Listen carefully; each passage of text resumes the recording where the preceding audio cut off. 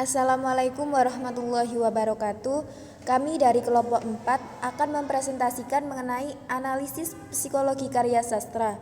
Kelompok kami beranggotakan Anggi Apriliani Yahya, Husnia, Salsabila Yuliza, Nurul Fauzia, dan Feni Desi Aryani. Aspek karya sastra. Yang pertama, kejelasan bahasa. Yang harus dipilih menggunakan bahasa yang sederhana, lugas, kalimatnya pendek-pendek, tidak rumit, sehingga memudahkan siswa menangkap isinya. Kata-kata yang digunakan bermakna lugas. Kejelasan bahasa memungkinkan siswa mudah menemukan unsur-unsur yang membangun sebuah karya sastra. Yang kedua, kejelasan tema. Yang dipilih harus mempunyai tema yang terbuka, artinya tema dapat ditemukan dengan langsung oleh siswa. Yang ketiga, kesederhanaan plot. Yang dipilih harus mempunyai plot maju, maksudnya rangkaian peristiwa yang membentuk isi cerita tersusun secara kronologis dari awal hingga akhir. Cerita dengan plot maju memungkinkan siswa terkandung dalam cerita itu pun mudah ditangkap oleh siswa. Yang keempat, kejelasan perwatakan.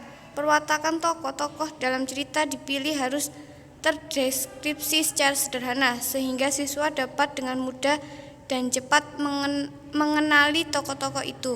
Dengan demikian, pesan yang terkandung dalam cerita itu pun mudah ditangkap oleh siswa. Karakteristik dalam analisis karya sastra. Analisis karya sastra merupakan hal penting yang mendasari 3 asumsi dari karya sastra. Ketiga asumsi itu adalah objektif, sistematis, dan generalisasi.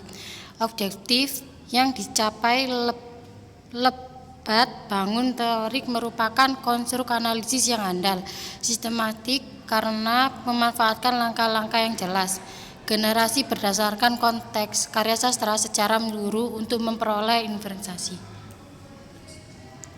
Analisis karya sastra dapat memanfaatkan data kuantitatif maupun kualitatif. Oleh karena itu, komponen penting dalam analisis karya sastra adalah masalah-masalah yang akan dikonsultasikan melalui teori. Itulah makna. Karya sastra yang dikembangkan, dikupas harus dimulai nilai-nilai dan pesan yang jelas. Semisal memuat pesan pendidik budi pekerti, kesesuaian budaya, dan lain-lain. Langkah-langkah analisis ini dalam bidang sastranya memenuhi syarat tertentu. Setidaknya menganalisis teks sastra perlu dicari secara sistematis. Analisis unit-unit dicari dan dikategorikan sebagai acuan teori.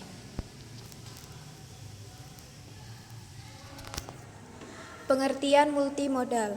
Multimodal adalah pendekatan analisis yang perspektifnya mengacu pada semiotik sosial dalam mengungkap modalitas, bahasa, musik, suara, gambar, dan gerakan sebagai pemroduksi wacana.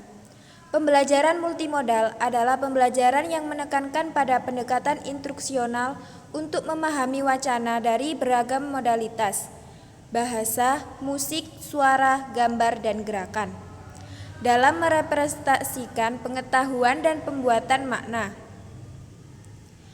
Jewett dan Kress tahun 2003 halaman 56. 4 fokus pembelajaran multimodal yakni A. Aspek wacana, B.